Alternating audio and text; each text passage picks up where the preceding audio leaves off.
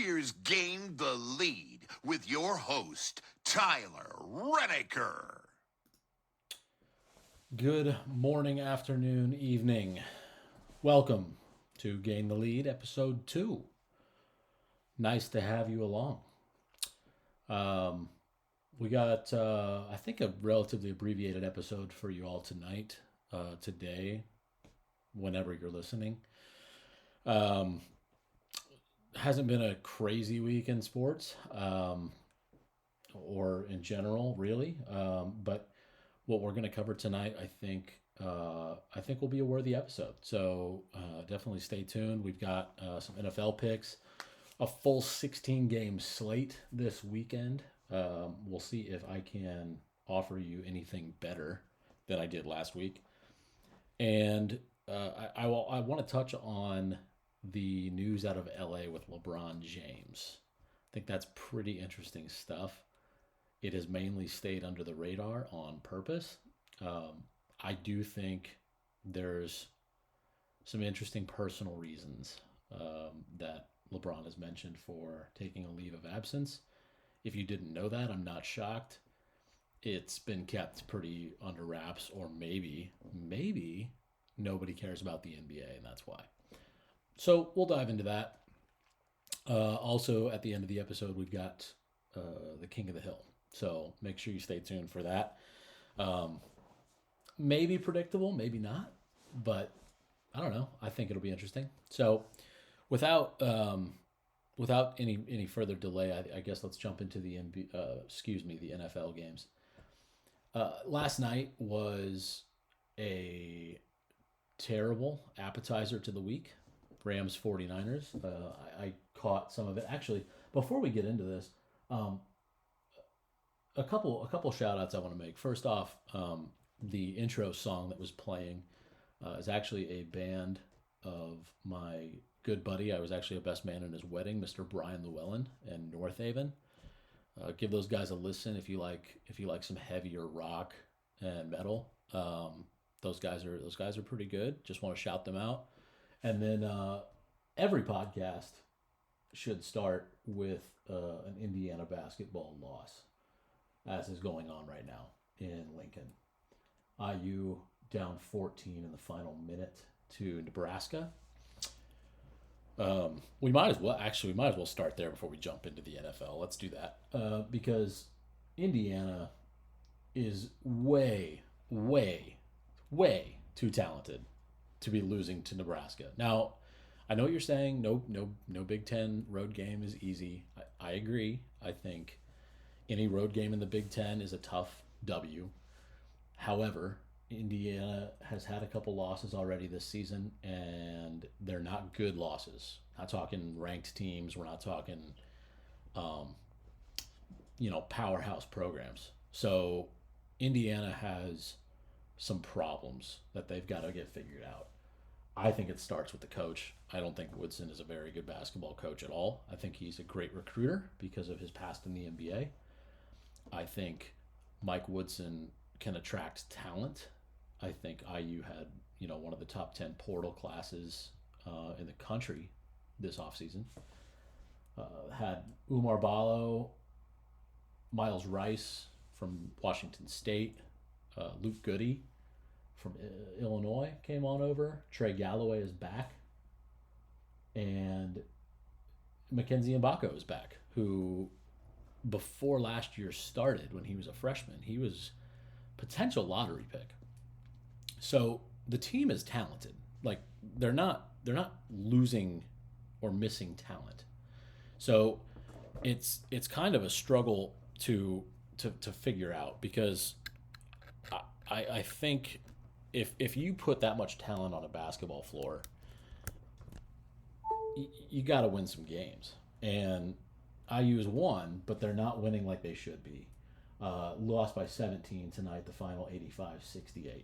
So Woodson, I think, has these guys, working together-ish, but they're not being coached as a basketball team should be coached, right? They're a bunch of guys who are really good at basketball or really good basketball players, very good at basketball by themselves, very talented.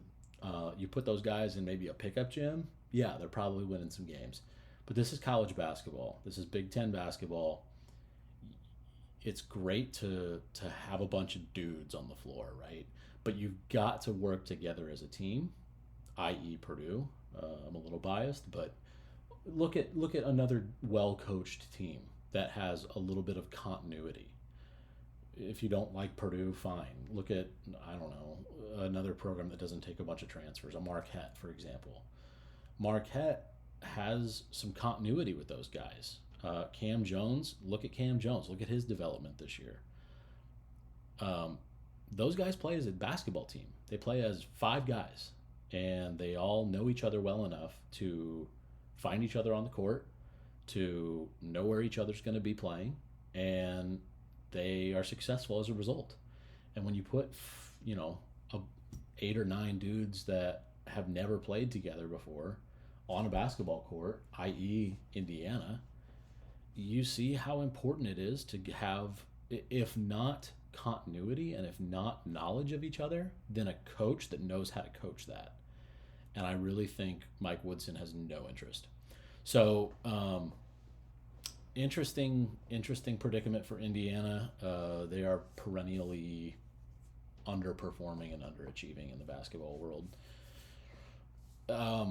Really outside of that year with Tom Crean and Cody Zeller and Victor Oladipo, etc. So always nice to start that off. Anyway, let's jump back into the NFL. We can touch more on college basketball toward the end.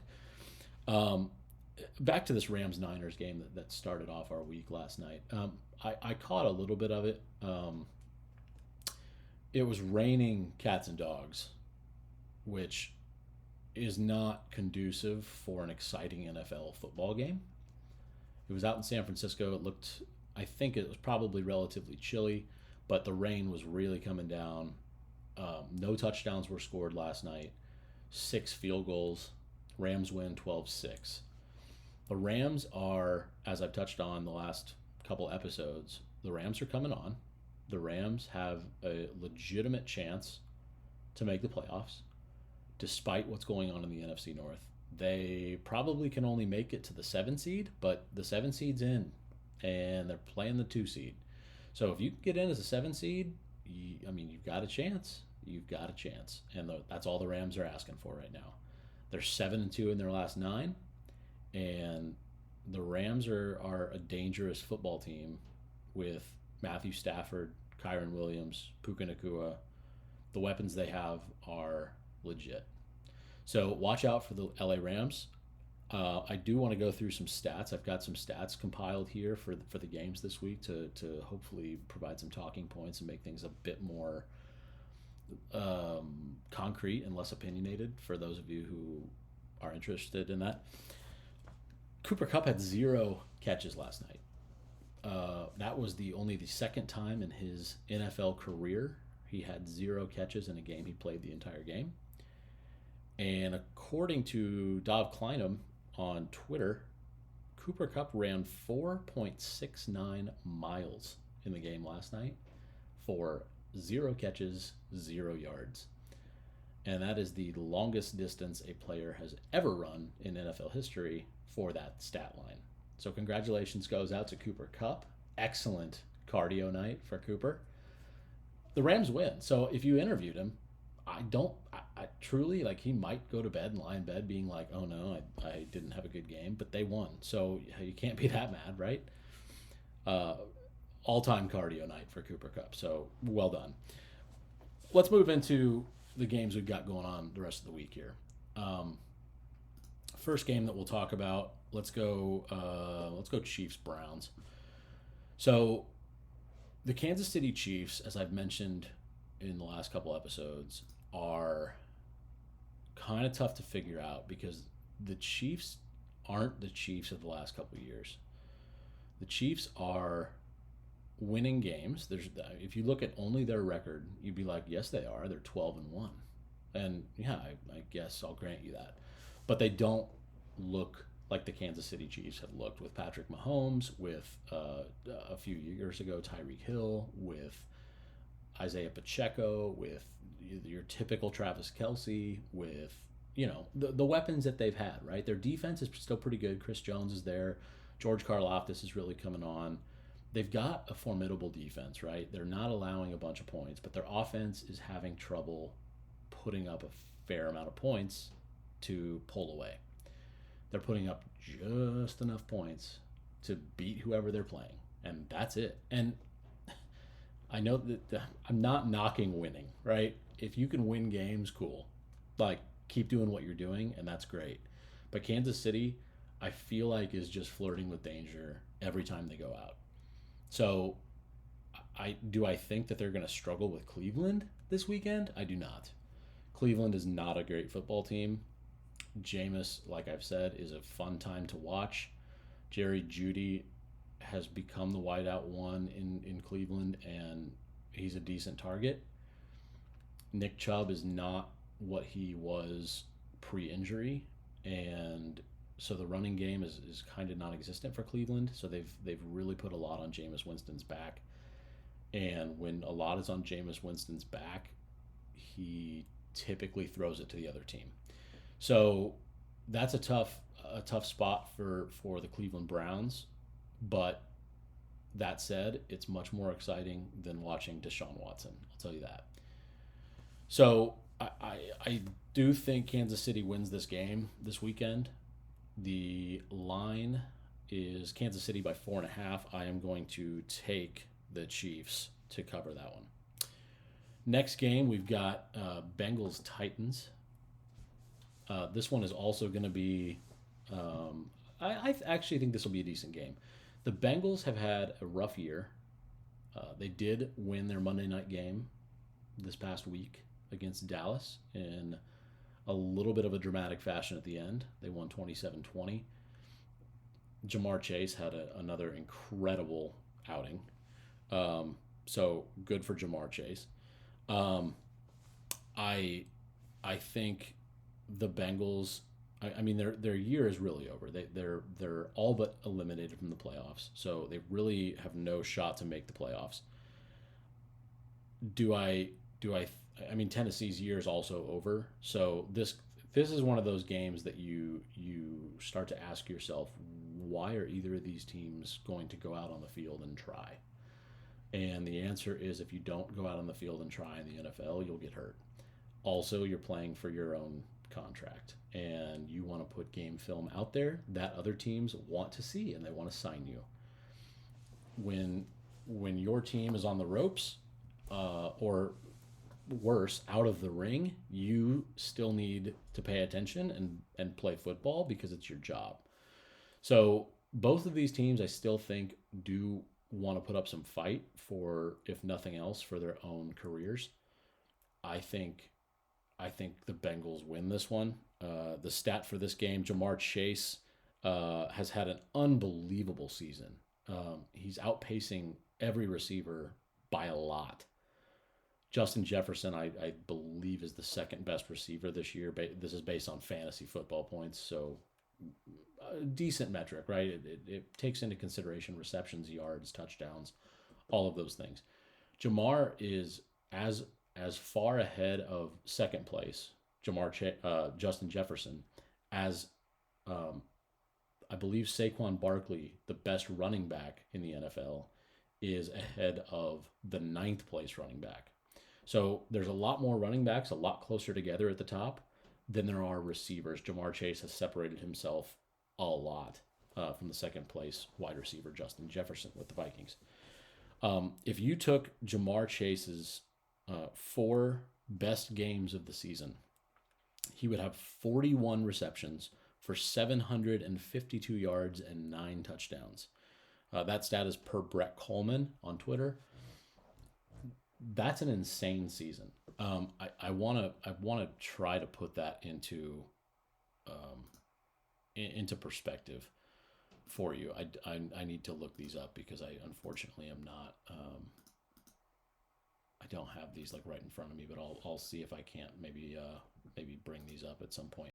But Jamar Chase is having a ridiculous season.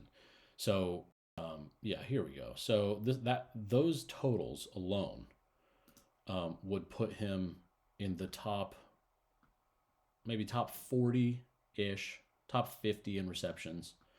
In yards, he would be, looks like top 25 in yards. And in touchdowns, he would be tied for second. So if you just took his best 4 games, dude's a top 25, top 20 receiver. And he's played a whole season. So his season totals are 93 receptions for 1,319 yards and 15 touchdowns. So guy has more touchdowns than games he's played this year, 15 in 13 games, which for a wide receiver is bananas.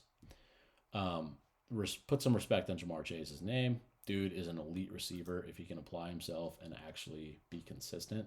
That's his biggest problem. That has been his biggest problem his whole career. Some games he will go off for 15 catches and 240 yards and 4 touchdowns. And the next game he'll go out for 2 receptions for 12 yards. And it's really frustrating to watch. But give Jamar Chase his due. Let's move to Commanders and Saints. Commanders were on bye last week. And I think, obviously you're not going to win or lose a bye week, but you can kind of win or lose a bye week. I think they lost the bye week generally because the team that they're really not that they need to be worried about is the Rams. And the Rams won last week, and they're against the Buffalo Bills, mind you, which was not a game that they should have won. And they already won Thursday night against the 49ers, which was also a toss-up of a game. So since the Commanders have last played, the Rams are 2-0. That's a big deal. That puts a lot of pressure on Washington to try to make the playoffs and to look in the rearview mirror as they're playing these games. Now, the Commanders play the Saints this weekend. The Saints are not good.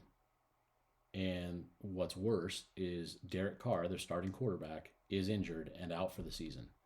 So a guy by the name of Jake Haener will be getting his first career NFL start for New Orleans. That's going to be a tough task for Jake Haener. Sorry, Jake. I think Washington will not struggle here. Washington should take this game, but I think Washington's got to win at bare minimum 2 of their last 4 games. And I think they can. I do think they still have the Giants on their schedule. The Saints are still on their schedule. I was wrong about the Giants. They are at the Saints, which they should win this weekend. They have the Eagles, which I candidly, I don't think they're going to win that game. Philadelphia's a very good football team, divisional game.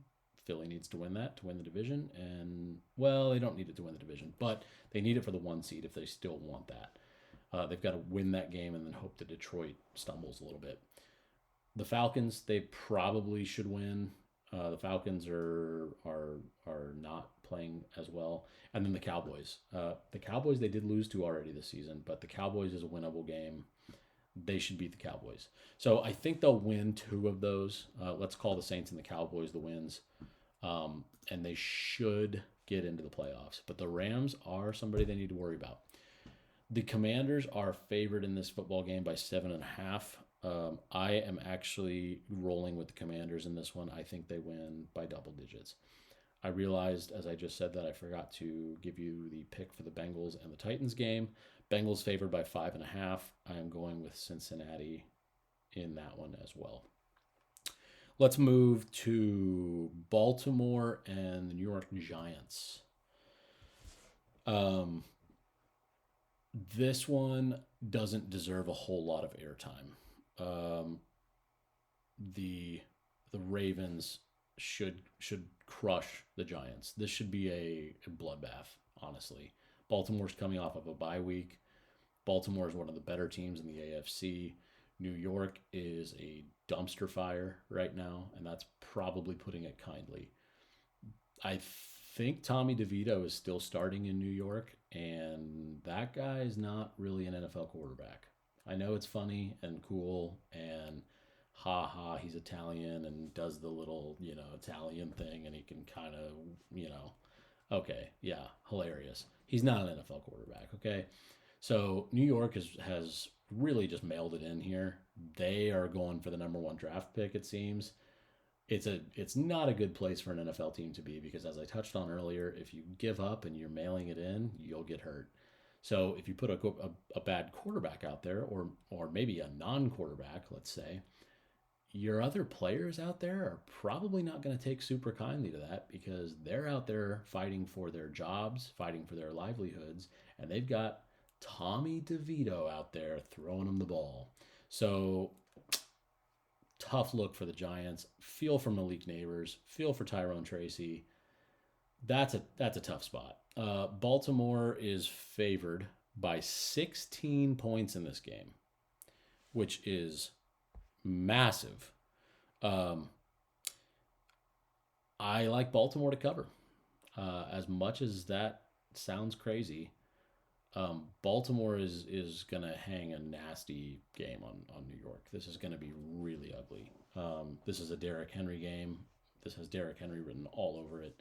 Just run the ball. Just run it. Win 42-10. Just this is not even going to be. This is not going to be exciting. Don't put this on your TV. Just know that Baltimore will win this one.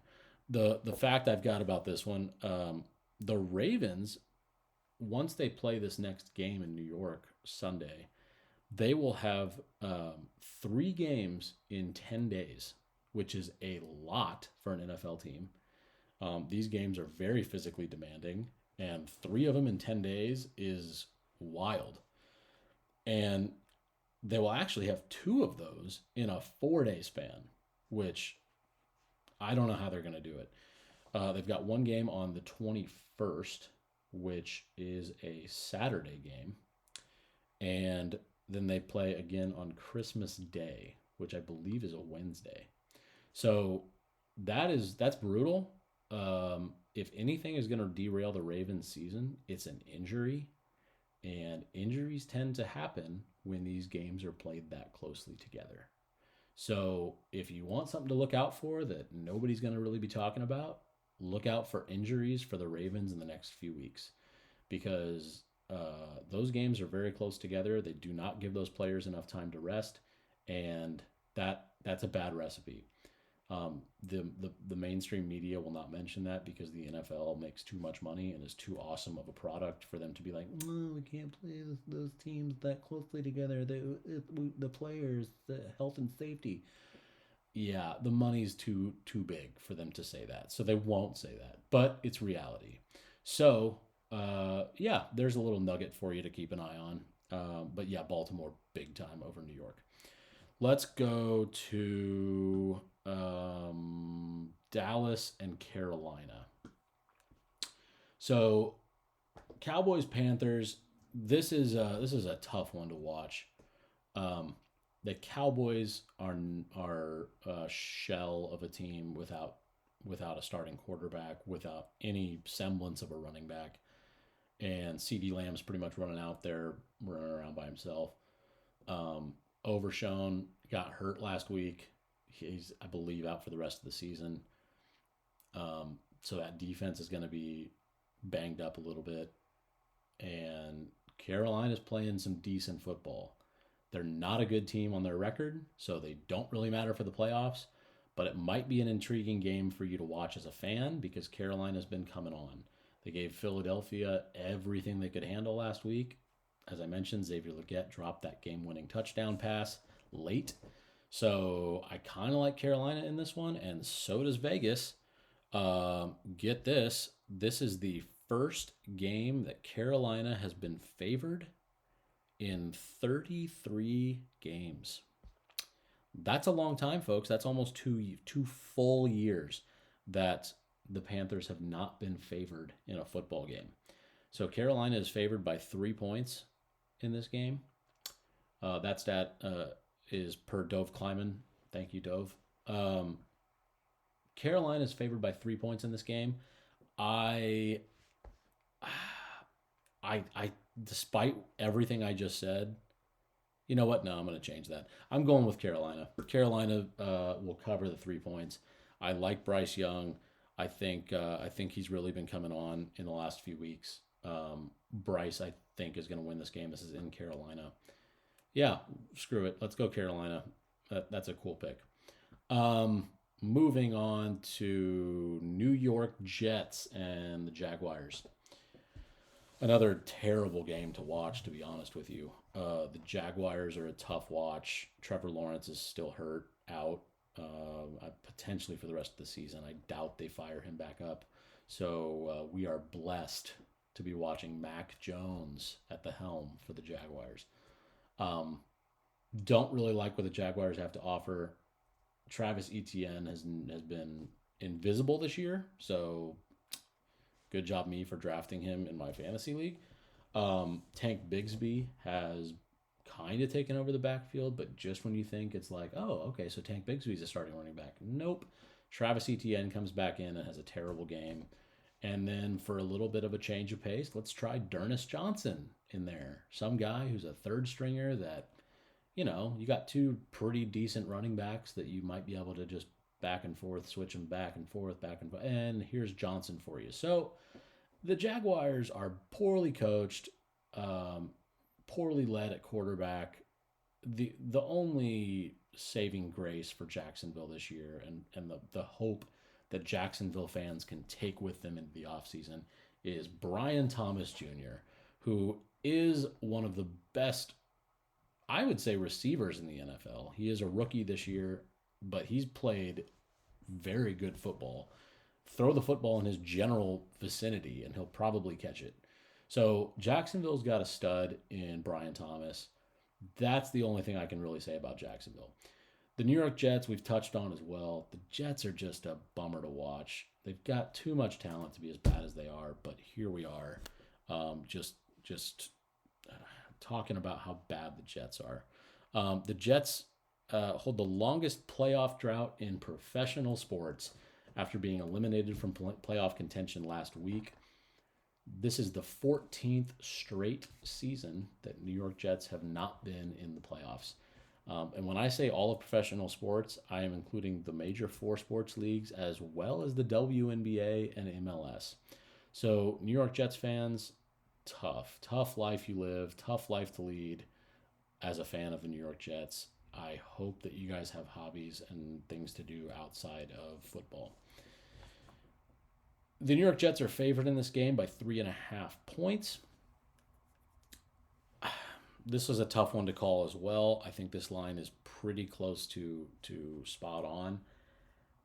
Simply because of the talent on the field, I'm taking the New York Jets to cover. I'm not confident in this line at all. I take that in Jacksonville, probably win like 10-9.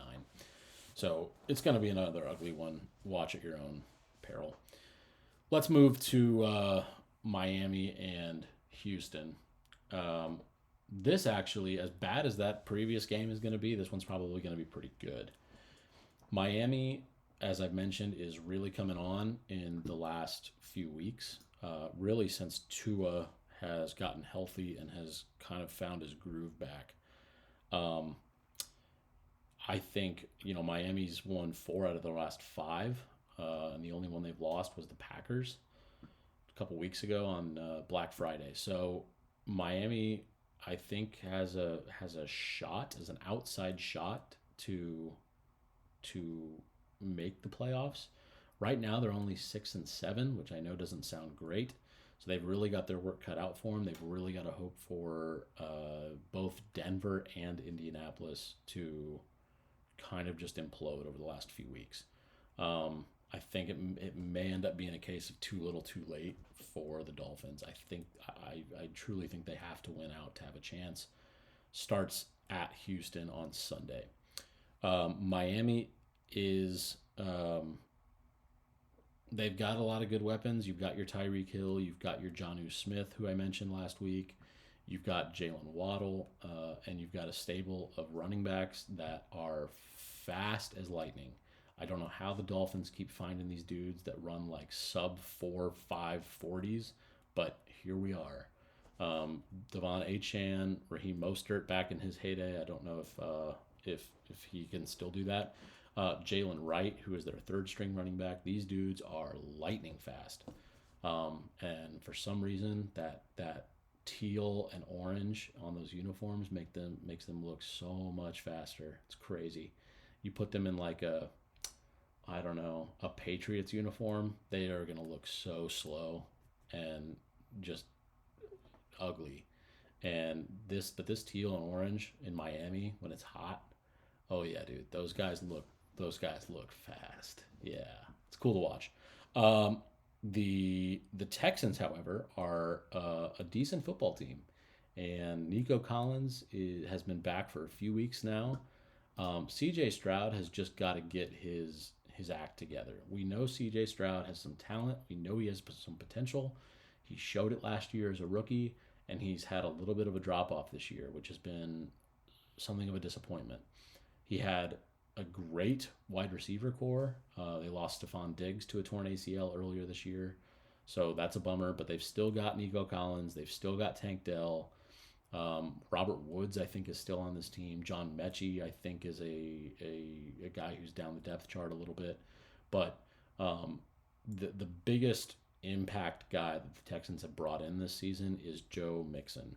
That guy, I mean, the change in Joe Mixon to Houston from Cincinnati, where he spent the first 7 or 8 years of his career, he's had an absolute renaissance in Houston. It's been awesome. The offense is much more dynamic in Houston. For some reason, he could never really get it going with the Bengals, even though Burrow's there, even though Chase was there the last couple of years.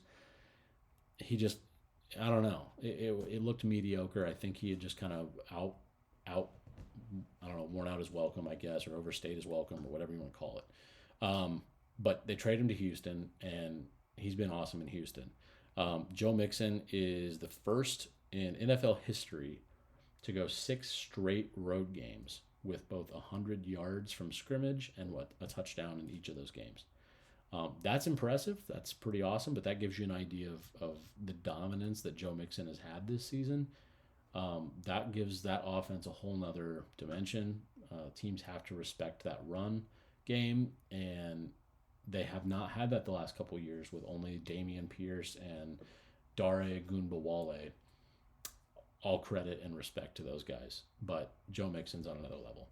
So that game looks like Texans are favored by 3 by a field goal. I'm taking the Dolphins. I've been talking them up. I think they've got like I said, an outside chance at the playoffs, but they've got to win these games. I'm taking the Dolphins to. I'm going to take them to cover that 3 points. Give me those points, and they may win outright. That would be cool. Let's move along here to what's next. Let's see. Forgive me, I was looking at my stats here.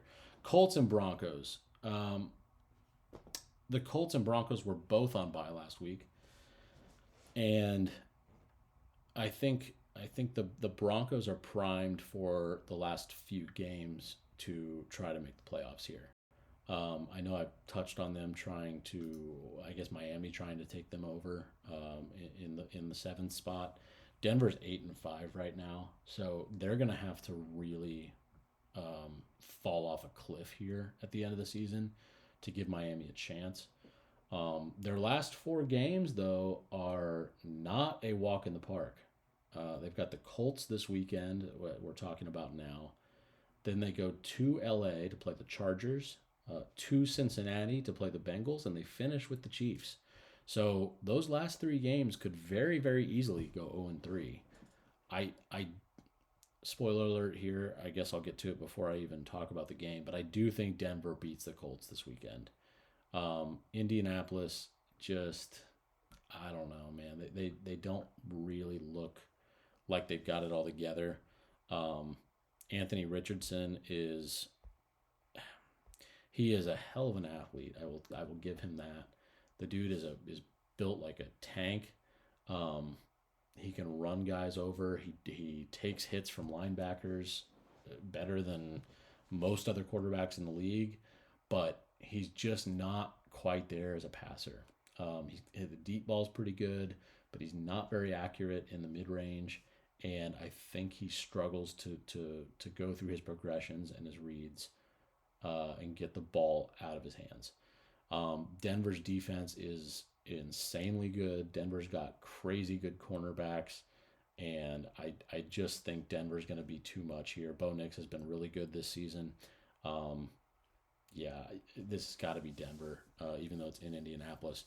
Now, here's your fun fact of the podcast here. This might be one of the craziest stats that I was able to find as I was preparing here. Since 2001, think to yourself, who do you think would have the longest game-winning drive in the NFL? Since 2001. Now, that's 23 years. So we're talking Brady, Rodgers, Manning, Breeze, Favre. I mean, some of the best quarterbacks that this league has ever seen. Roethlisberger, Rivers, Matt Ryan. You've got all these guys who could sling it for the last 23 years. And who's got the longest game-winning drive? That's right. It's Anthony Richardson. That is insane. That stat is per Jeremiah at Colts Topic. That blew my mind. Could not believe it. It was against New England. Was that last week? So I'm sorry, 2 weeks ago, because the Colts were on bye last week. So that's wild. It doesn't necessarily speak into how good of a quarterback Anthony Richardson is. It's more of a game situation, and it was a really good kickoff or punt or whatever that gave him the ball. But that's pretty wild. The Broncos in this one are favored by 5, and I've got them covering this one. So I like the Broncos -5. I think they'll win by a touchdown. Let's move right along here. Next, we've got the Bills and the Lions. This has the potential to be the game of the week. There are a couple great games this week, but this one, I'm kind of putting this one at the top of my list. I think this is a potential Super Bowl matchup. The Lions, I've mentioned the last few weeks, the Lions look outstanding. Their offense is incredible. They're on pace to have 4,000-yard offensive players this year, which is pretty wild. Both of their running backs, Amon-Ra St. Brown and Jamison Williams, I believe, are all on pace for 1,000 yards this season, which, again, is kind of crazy. But this stat is actually about the Lions' defense. The Lions' defense has only been called for 1 defensive pass interference all year. That's pretty wild, with how many passes they've had to defend, especially with how long they've been leading games. So that typically means their opposition is going to be throwing the ball to preserve time and to get down the field and score more points to catch up. That's pretty incredible.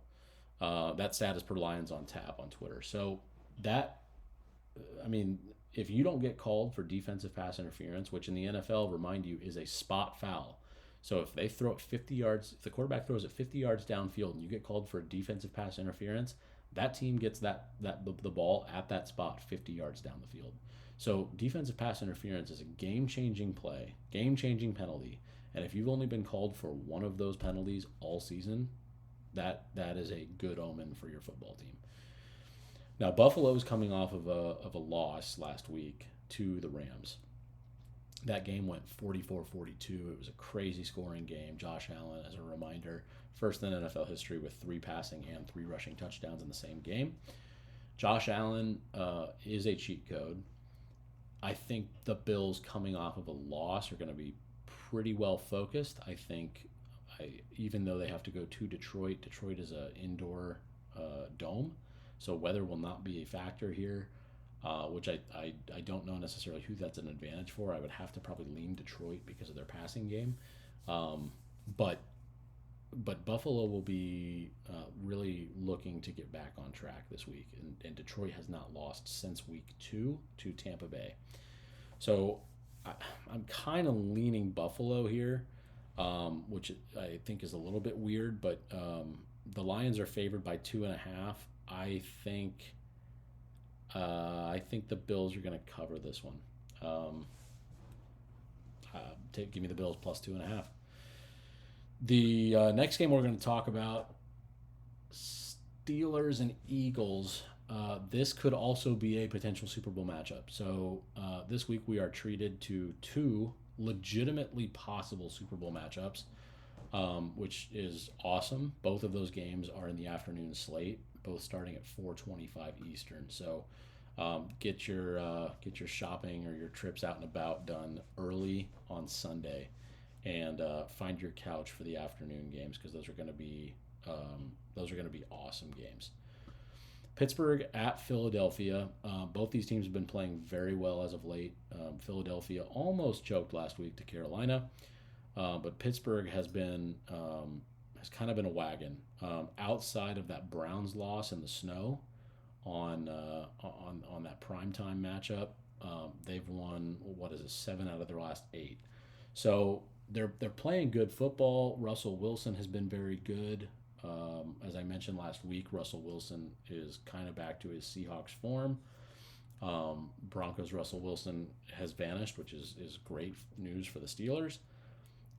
Pickens is going to be out for this game, which is really a tragedy. The Steelers' offense is not the same without George Pickens, so that is a bummer. I wish we were going to see these teams at full strength against each other, but it is what it is. I think the Steelers' defense against the Eagles' offense will be an awesome matchup to watch. And really, the Eagles' defense has been a very good unit this year as well. So definitely a fun game to watch. Let's see what I've got as a note for this one. Chris Boswell is the kicker for the Steelers. He has been unbelievable this year as a kicker. He leads the entire NFL in points scored with 137 currently. He is 36 of 39 on field goals and 29 of 29 on extra points. So he has yet to miss an extra point this year, which up until a few years ago were automatic. But the NFL did move those back a few years ago to just try to add a little bit of drama. And Boswell is 29 of 29 of those, 29 for 29 of those this season. He is on pace to break his own Steelers record of 142 points in a season. He's only 5 points short of that and has 4 games left. So it's going to be shattered. It's just a matter of what's the record going to be. Excuse me. So with the kicker playing that well for the Steelers, the Eagles kicker is actually that bad. Jake Elliott has been very unpredictable the last few weeks and has missed a lot of kicks that should give the Eagles a much more safe lead in their games. So the kicking game will be interesting to watch in this one. I believe the Eagles are favored in this game by 5.5, which seems like a lot. I think that may be a slight overreaction to George Pickens being ruled out. So give me the Steelers in this one. Steelers plus 5.5. I like the Steelers to potentially win outright, but I think if they do lose, they'll keep it very close. Mike Tomlin is very good in these types of games. See their track record against the Ravens the last few years. Obviously, I know it's a division game, but the Ravens have been some of their best competition, and the Steelers typically show up for these kinds of games. So yeah, give me the Steelers plus 5.5. Next game we're going to chat about. We're slowly making our way through these, folks. I appreciate you bearing with me. We're going to move to New England and Arizona. The Patriots and the Cardinals. This was a much more interesting game a couple weeks ago when the Cardinals were not on a losing streak, and when New England was looking a little bit more frisky. Both these teams have fallen off a little bit in the last few weeks, so this is a much this game lost a little bit of its charm. Drake May has looked pretty good for the Patriots. That's the Patriots rookie quarterback. After being inserted into the lineup midway through the season, I don't know, it was probably week 6 or 7. He's had the Patriots playing pretty well. He's getting his feet underneath him, and I think Drake May is actually going to be a decent NFL quarterback, which I would not have guessed that when he was drafted and after watching him play at North Carolina. My stat for the week is actually is about Drake May. In their last 8 games, Drake May has more rushing yards than Lamar Jackson over his last 8 games, which is a wild stat to think about because Lamar Jackson is one of the best rushing quarterbacks in the history of the league. Lamar Jackson is typically good for at least 50 rushing yards a game. He's very crafty, quick guy. Have to respect his arm. He's a great thrower, so that typically opens up a lot more running lanes for him. Drake May has 333 yards in his last 8 games rushing. Lamar Jackson has 315. That stat is also thanks to Dove Kleiman. Drake May may be much more of a dual threat quarterback than we thought, which is cool. I would have pegged Drake May as a passer, a pocket passer, a Tom Brady type. I mean, okay, pump the brakes a little bit. I just mean as a passer, right? I'm not talking about like Super Bowls. I just mean like guy's not very mobile, got to stay in the pocket, has to get crafty with some of the play calling. That's how I'm comparing him to Brady, not any other way. So easy. But New England's looked good. Arizona has looked not good the last few weeks. Kyler Murray, I don't know. He has the talent. He's crazy athletic, but sometimes in these situations of stress and pressure in these games, Kyler tends to just crap down his leg. So I don't know exactly which Kyler is going to show up, but the weapons for Arizona are on the field. They are there for them to be successful. James Conner at running back, Marvin Harrison at receiver, Trey McBride at tight end. These guys are very talented at the skill positions. So I think Arizona will be heard from in the next couple of years, but their season this season is next to over. As in the standings, they're 2 games back in the win column of Seattle, who leads the division. And the Rams are also right there. So Arizona's season is essentially over.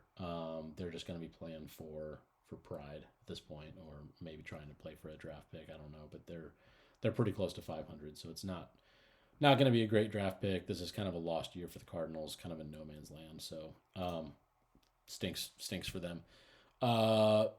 Cardinals are favored in this one pretty substantially. Cardinals are favored by 6 points in Arizona. I am taking the Patriots. Give me the Patriots +6. I think Drake May is good enough to challenge them and keep that one close. Buccaneers and Chargers. Another pretty great game we've got in the afternoon slate. Both these teams are kind of on the fringe of the playoffs. Both, I believe, are in as we speak. Tampa Bay is in first in their division, so they are obviously automatic bid, and Los Angeles will make it on the wild card. LA has been playing really good football lately. The Chargers, Jim Harbaugh's got them playing very good. They are going to be a dangerous team in the playoffs. If I was a division winner, I would not want to see LA in the playoffs. I think they're probably going to end up being against, I would guess, the Texans, maybe the Bills or Ravens. Regardless of who ends up playing them, I do not. Good luck. Well-coached team, good quarterback, and outstanding defense.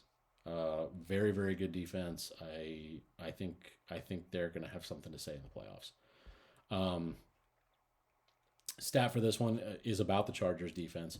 The Chargers are allowing a league low 15.9 points per game this season. Last time they led the league was in 1963 when it was the AFL. And that stat is per the 33rd team. So that says something. The Chargers defense is being that good. They kind of came out of nowhere, and I think Harbaugh has really coached them up to be a formidable defense. So Tampa Bay is going to have their work cut out for them this week. They they've got some issues at running back. Bucky Irving, I don't think will play. He's been hurt-ish the last few weeks, and they've tried to limp him out there, and it's not gone very well. The bright side for Tampa Bay is they've got two other running backs who are studs in Rashad White and Sean Tucker. So I think they'll be fine if they don't play Bucky Irving. Mike Evans is back to being healthy, as long as I didn't miss him getting hurt again. This one should be a pretty good game. The line on this one, we've got the Chargers by a field goal. I like the Chargers in this one. I think the Chargers will win by at least a field goal. They may even win by a touchdown. Their defense has been very good, and Baker Mayfield is prone to turnovers when he faces a really good defense. So look out for a couple picks from Baker. I think the Chargers are going to take that one. Last game of Sunday is the Packers and the Seahawks. Now, I touched on the Seahawks last week. The Seahawks keep winning, and I don't know how or why, because they don't look very pretty doing it. But the Seahawks have won 4 straight. Seattle is leading their division right now by a half a game. I am hesitant to think that they will finish this season out and win the division with how well LA is playing. I actually think LA may end up winning this division. But again, I guess pick against the Seahawks at your own peril. Their running game in general has not been very good this year. As I mentioned, Zach Charbonnet played very well last week. Kenneth Walker is still questionable. He has not been practicing this week. That is their starting running back. Charbonnet may get the nod again, and I think if he does, that is bad news for the Packers.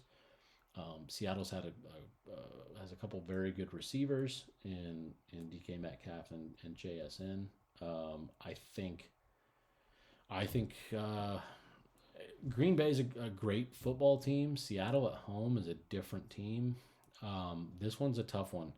The line is set right where it should be, where I would set it anyway.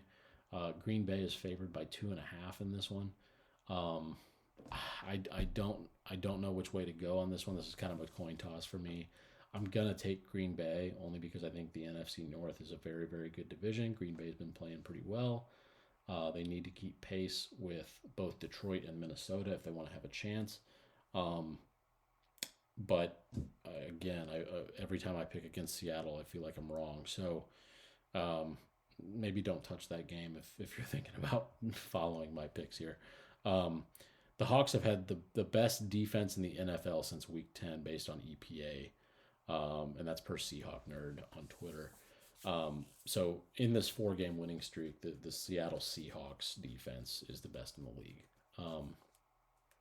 That may be a product of who they've played, but I tend to think that they've kind of figured something out there in Seattle. So that's going to be a good one. That's Sunday Night Football. We get treated to 2 Monday night games this week. Unfortunately, I think they're both kind of duds. The first one is the Bears and Vikings. I mentioned the Bears last week. The Bears are a tough watch. They've got some talent, but man, they were abysmal against San Francisco last week until it was way too late. And the Vikings, on the other hand, are an excellent football team.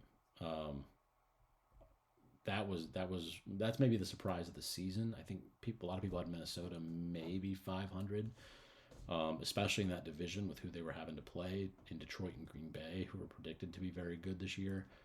It was not thought that there was room for a third team to be this good, and here's Minnesota. So Sam Darnold, credit to him. He has had an amazing season this year after a few seasons of some tough football, some backup spots. Sam has found a home here in Minnesota, and whether or not they decide to keep him, I'm not sure. But if they don't, somebody else will take him.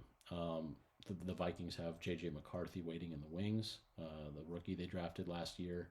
But if you've got a quarterback who's taking you to 11-2, I don't think you can. I don't think you can just write that off, right? And I think they've got to sign him and keep him. The stat for this one is only two quarterbacks since the year 2000 have gone 11-2 or better in the season right after they switched teams. Those quarterbacks are Sam Darnold this year, coming over from the 49ers, and the other quarterback is Brett Favre, coming over to the Vikings from the Jets. Went 11-2 that season. Started off 11-2, excuse me. So, or maybe 12-1. I guess it says 11-2 or better.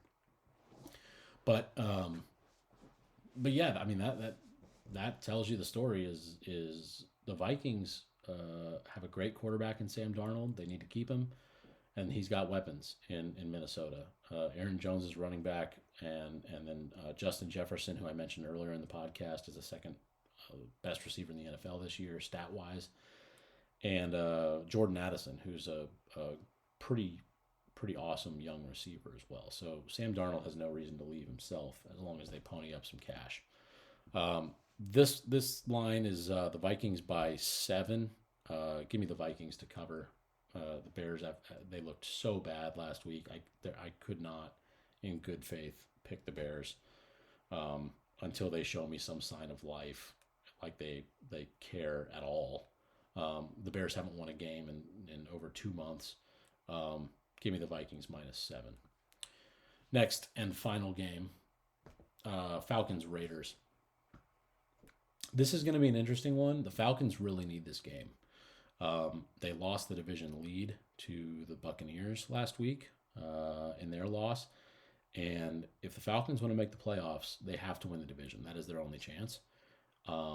They can't afford to lose more ground to Tampa Bay. Tampa Bay is playing decent football. They've got a tough matchup this week with the Chargers, but the Falcons need to win this game. And the good news is they can win this game. The Raiders are not a great football team.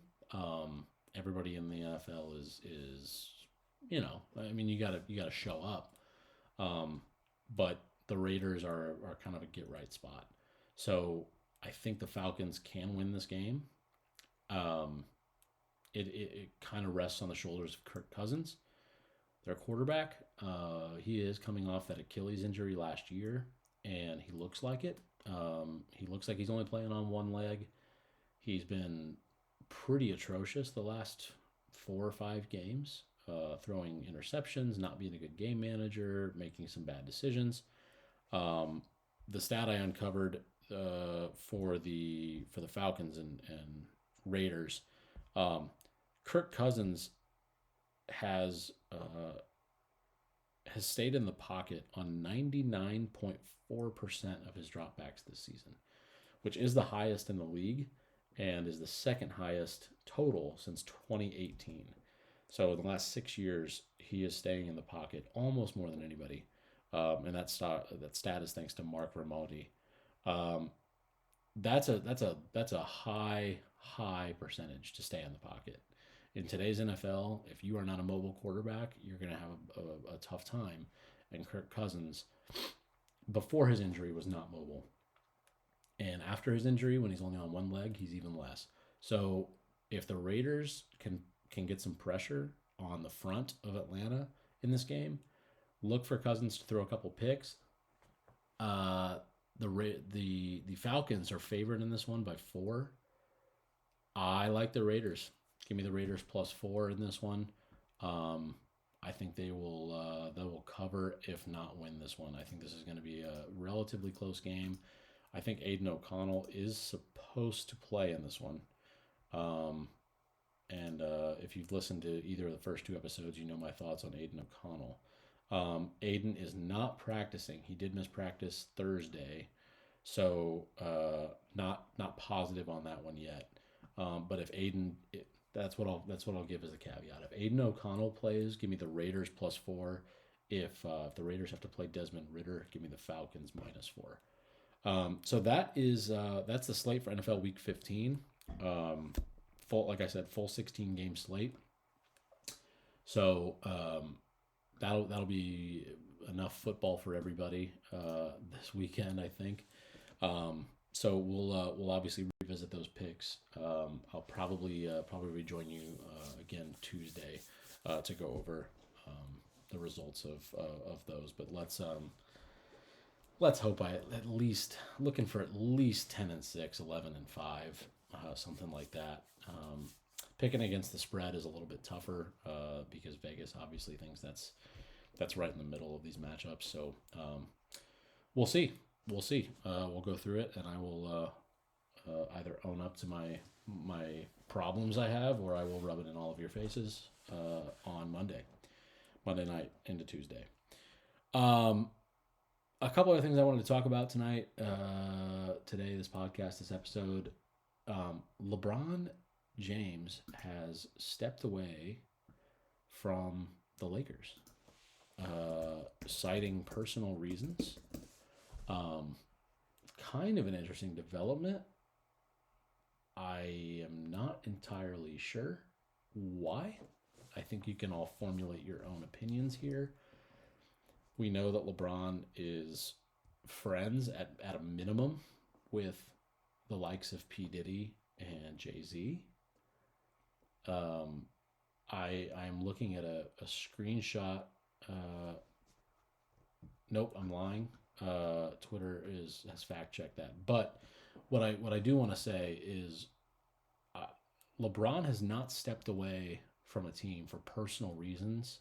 I don't recall in his career. He's not been playing good basketball the last couple weeks ish.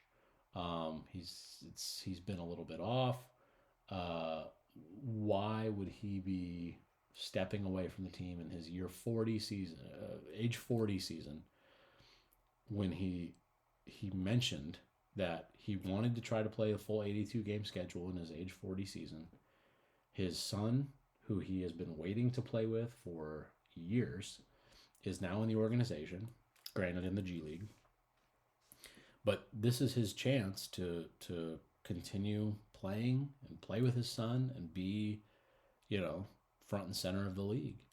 And seemingly out of nowhere, he's decided to step away from the game.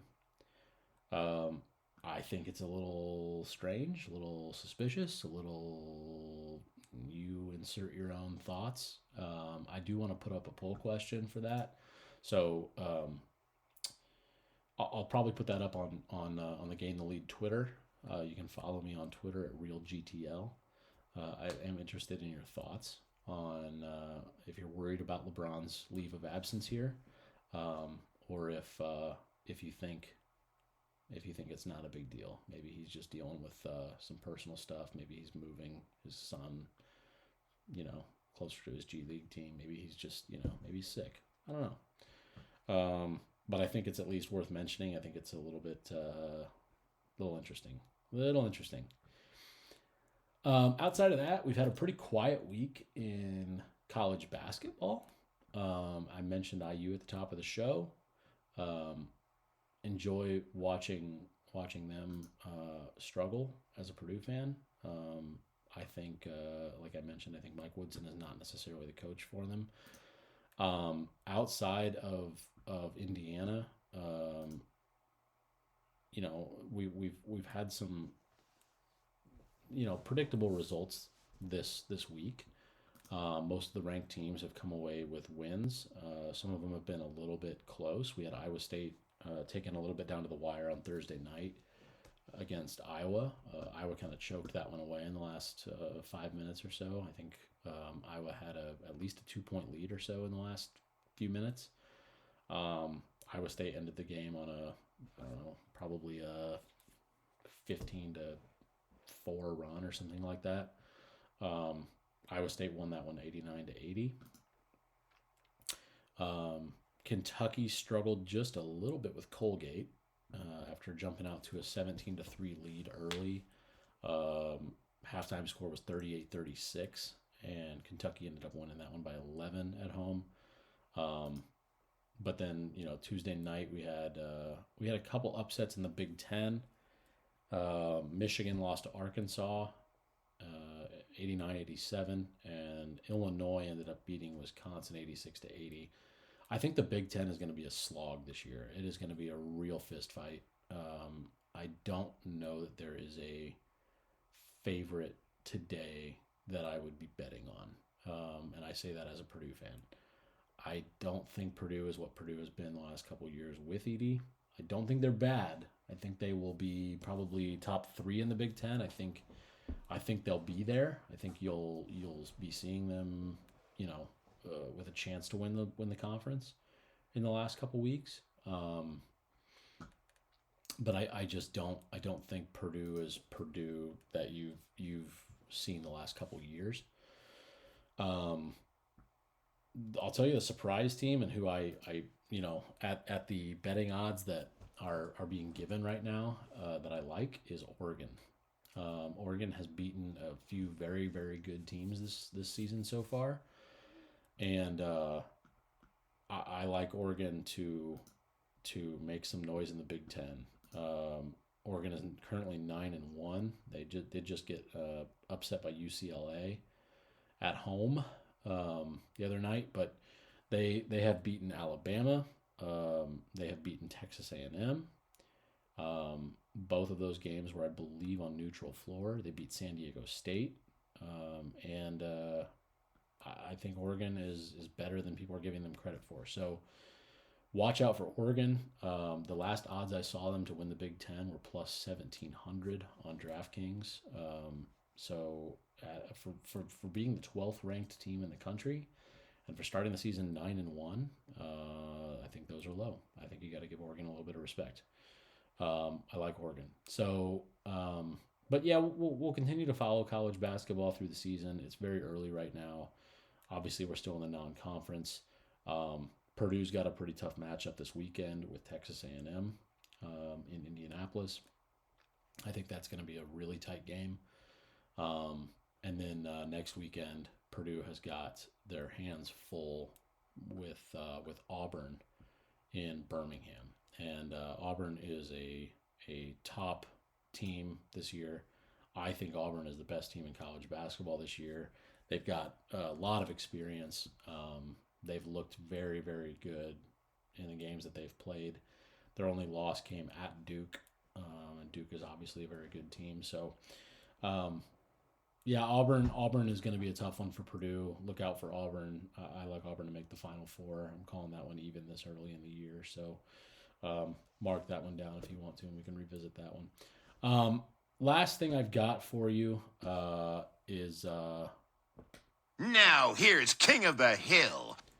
The King of the Hill segment. So this one was a little bit of a tough one for me this week. Now, kind of thinking through the sports landscape, not a whole lot's happening this week. We've got the NCAA volleyball tournament, fine. We've got some NFL stuff. The NFL game sucked this week on Thursday, so I'm not really going to bring anybody into that. My King of the Hill this week is going to be Bill Belichick, the new coach of North Carolina football. That's right. The one of the best coaches of all time in the NFL has decided to descend into the ranks of the college kids and recruit and figure out NIL, and he's getting paid handsomely to do it. Bill Belichick signs a 5-year, $50 million deal to be the head coach of the North Carolina Tar Heels, and to boot, he gave them a manifesto of demands. I heard over 400 pages of how he wants the program to be run and what North Carolina had to agree to for him to take this job. And evidently, they agreed.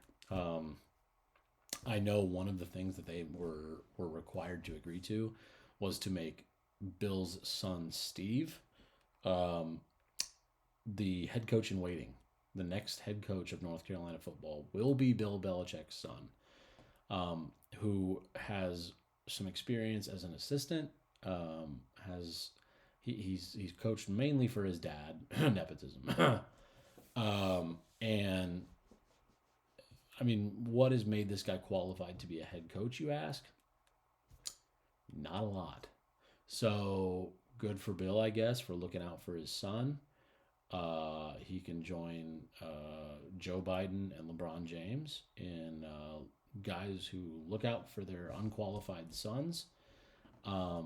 Congratulations. But for getting paid 5 years and $50 million and demanding a school do everything you want to hire you, and they hire you, congratulations. You are Now here's King of the Hill. this week.